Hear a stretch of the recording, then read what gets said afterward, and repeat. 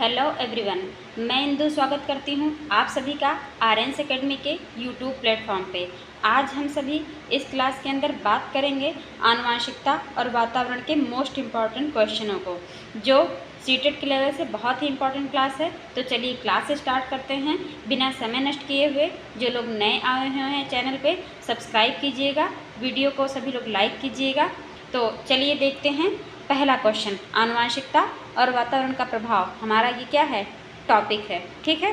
तो पहला क्वेश्चन क्या है कि आपकी कक्षा का एक छात्र कक्षा में रोज अनुशासनहीनता करता है। आप इस समस्या के समाधान हेतु निम्न में से क्या उपाय अपनाएंगे। तो ऑप्शन क्या है इसके, उसके वंशानुक्रम तथा वातावरण का पता लगाकर उसका सही दिशा में मार्गदर्शन करेंगे। बी, छात्र को रोज पीटेंगे जब तक कि वह कक्षा में अनुशासनहीनता करना ना छोड़ दे। सी, स्कूल से उसका नाम काटने के लिए प्रधानाचार्य से कहेंगे। उसको इलाज के लिए किसी अच्छे मनोचिकित्सक के पास ले जाएंगे।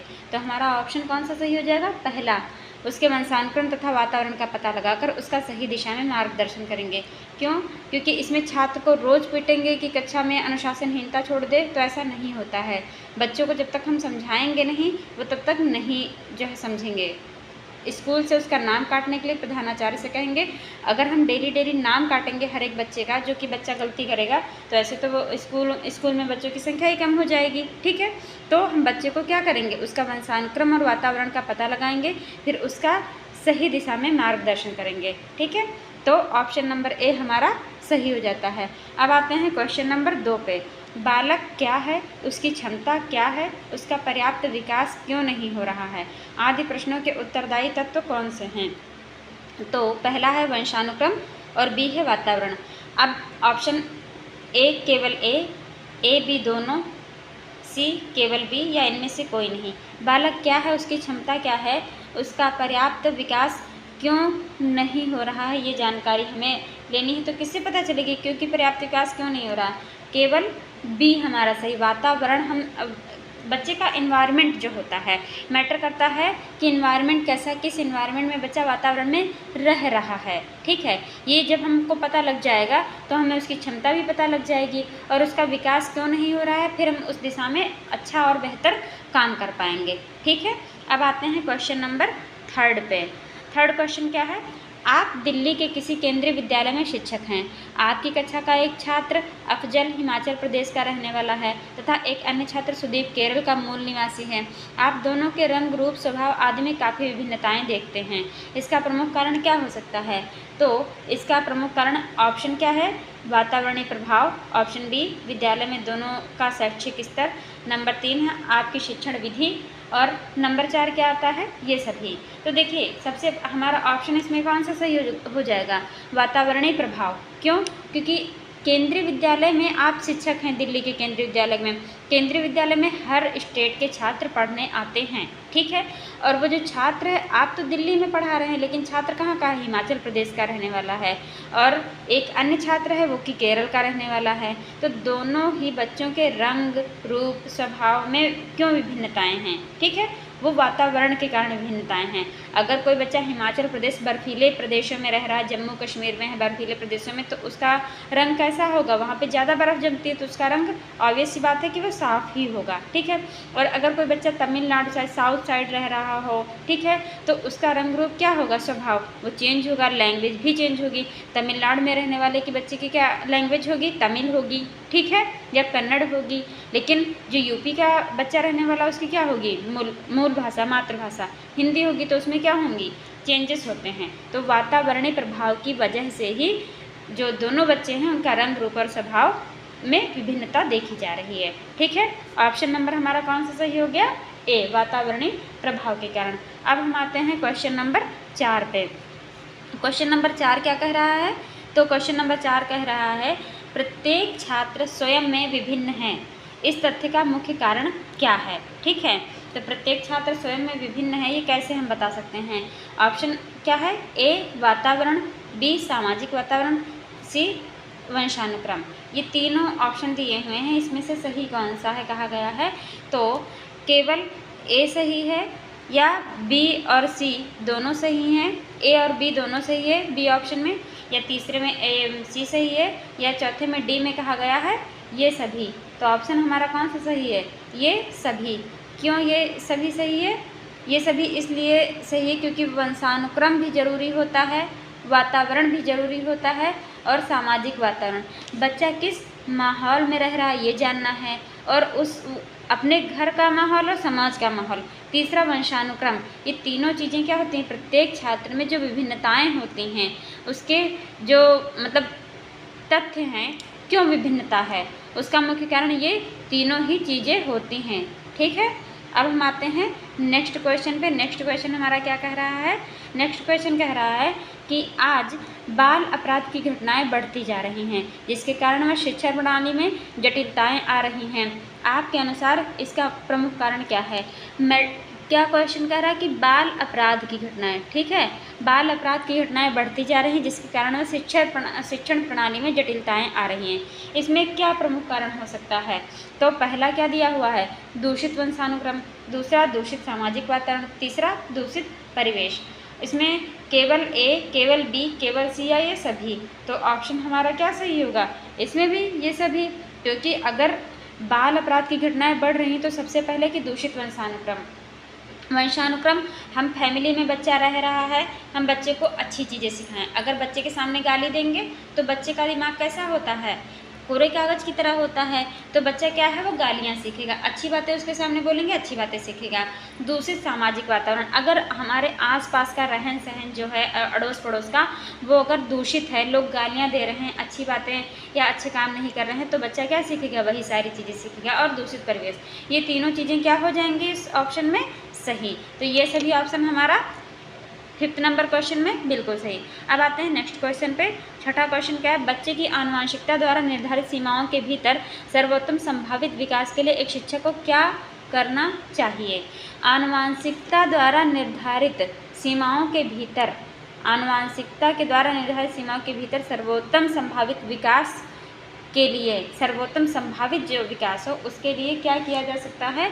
तो ऑप्शन होगा उसे बालक के परिवेश में सुधार करना चाहिए। बालक हमारा जो है बच्चा, हम कैसे मतलब आनुवंशिकता के द्वारा जो उसे चीज़ें मिली हैं तो मिली हैं, ठीक है, उसके भीतर सर्वोत्तम संभावित विकास, ठीक है। तो अब हम आनुवंशिक जो चीज़ हेरिडिटी से मिली है बच्चे को मिली, लेकिन हम कैसे उसे सुधार सकते हैं?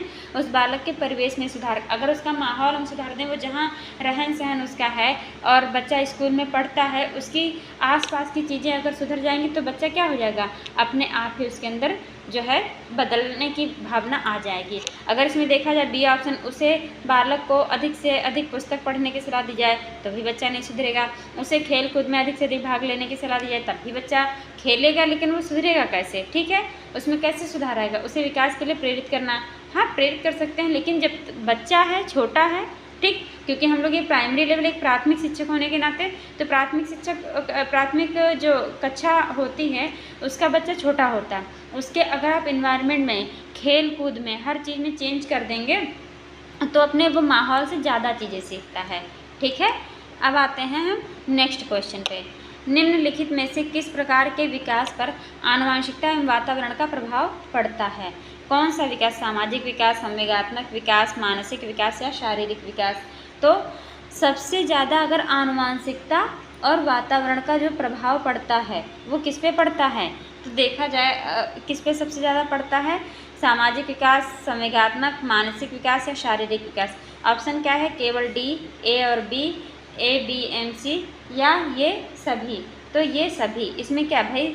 आनुवंशिकता और वातावरण, हेरिडिटी और इन्वायरमेंट, समाज कैसा है, इमोशन बच्चे के कैसे हैं, संवेग, मानसिक विकास, मेंटली वो भाई आनुवंशिक जितना उसके, या तो आनुवंशिकता में माता पिता, नाना नानी या दादा दादी के ही प्रभाव उनके मतलब जो है जीन्स ट्रांसफ़र होते हैं, ठीक है, पता चलता है। बाकी दूसरा क्या है? वातावरण से पता चलता है कि कैसा एनवायरनमेंट है, बच्चा किस एनवायरनमेंट में रह रहा है। तो ये जो चारों चीज़ें होती हैं, सामाजिक विकास, संवेगात्मक विकास और मानसिक विकास और शारीरिक विकास, इन सभी पर प्रभाव पड़ता है आनुवंशिकता और वातावरण का, ठीक है। अगले नेक्स्ट क्वेश्चन पे आते हैं। किसी बालक का शारीरिक लक्षण प्रभावित होता है, तो किससे प्रभावित होता है बालक का शारीरिक लक्षण? माता पिता दोनों के डीएनए से। क्या होगा? माता एवं पिता दोनों के डीएनए से प्रभावित होता है। और नेक्स्ट क्वेश्चन क्या है कि बालक के संपूर्ण व्यवहार की सृष्टि डैश और डैश की अंतःक्रिया द्वारा होती है। तो देखा जाए क्या बालक के संपूर्ण व्यवहार की सृष्टि किसके द्वारा होती है? आनुवांशिकता और वातावरण के द्वारा ही अंतःक्रिया इसकी जो होती है, ठीक है, बालक की। अब हम आते हैं नेक्स्ट क्वेश्चन पे। बच्चे के विकास में उसके परिवेश का प्रभाव उस पर पड़ता है, कहते हैं उसे हम डैश क्या कहते हैं बताइए? तो उसे हम कहते हैं जहाँ बच्चा रहता है, ठीक, उसका हम ध्यान रखते हैं, हर चीज़ से केयर करते हैं, तो उसे कहते हैं पालन पोषण। क्या कहते हैं?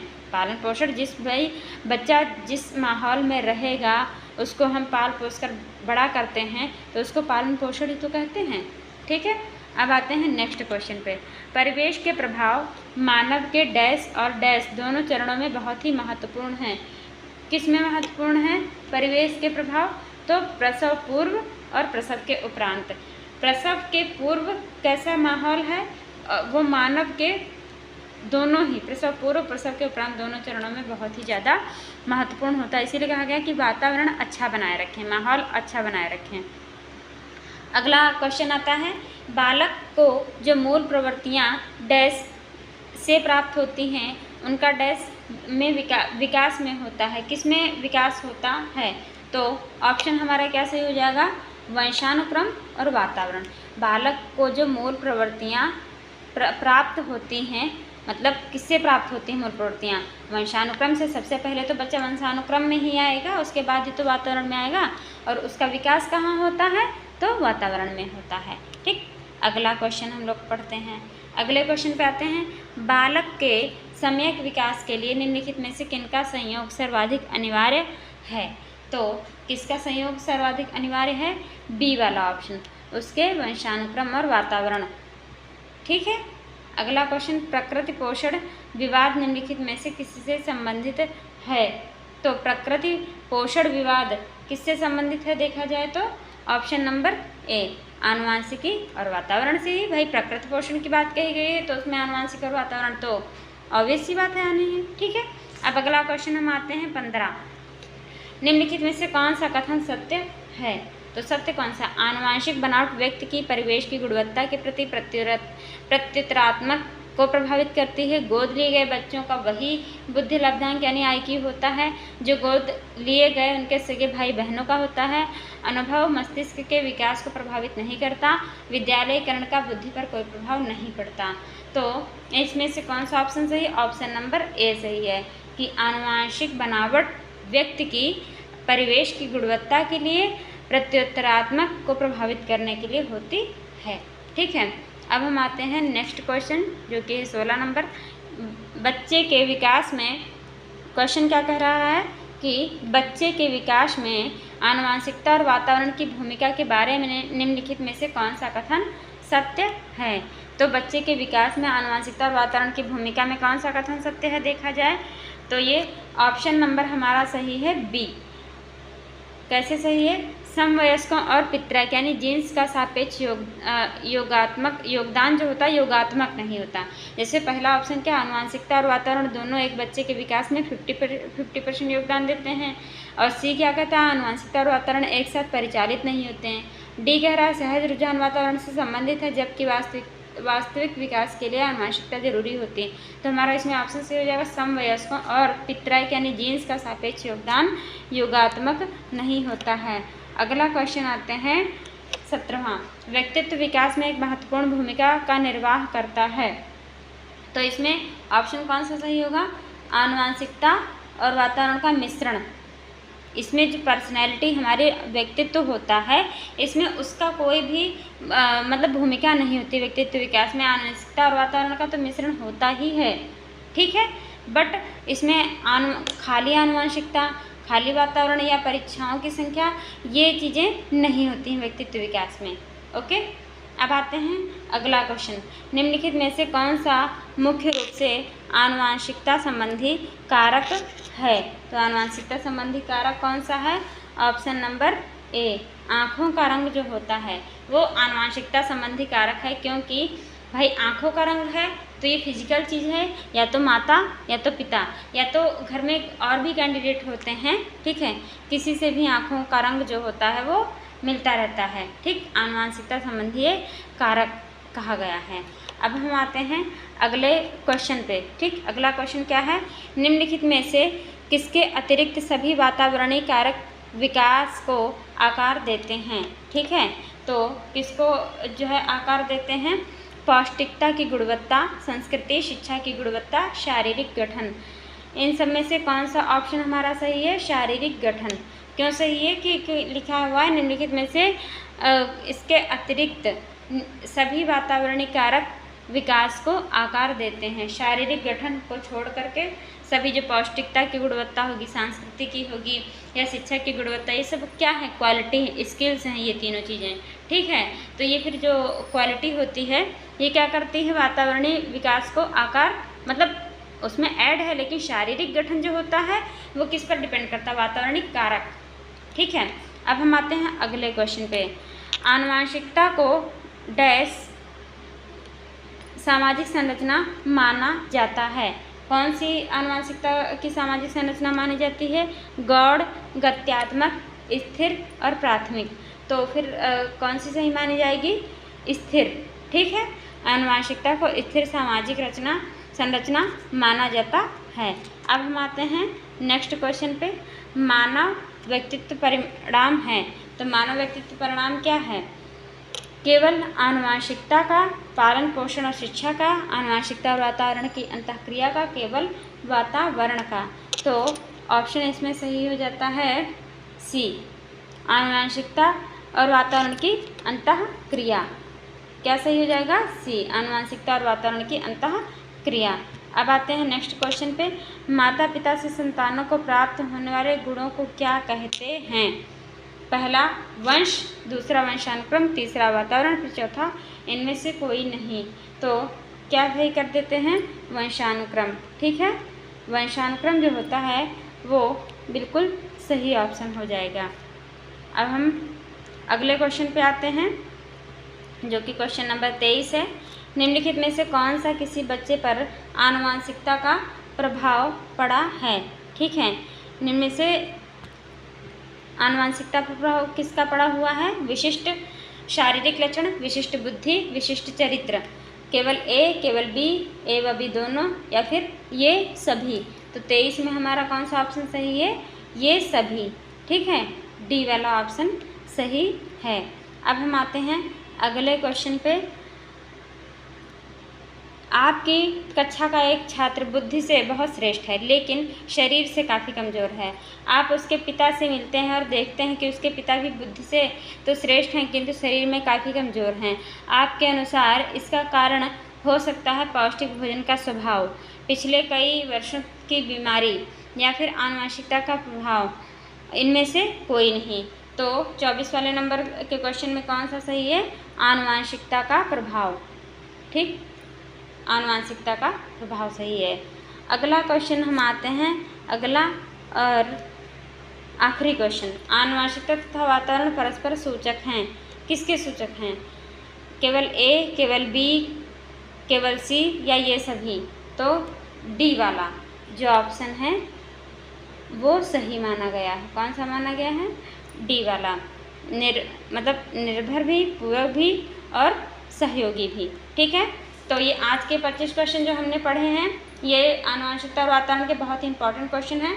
तो फिर दोस्तों आज हम वीडियो को यहीं समाप्त करते हैं, मिलते हैं नेक्स्ट वीडियो में। वीडियो को लाइक और शेयर कीजिएगा, चैनल को सभी लोग सब्सक्राइब कीजिएगा। Thank you for watching this video.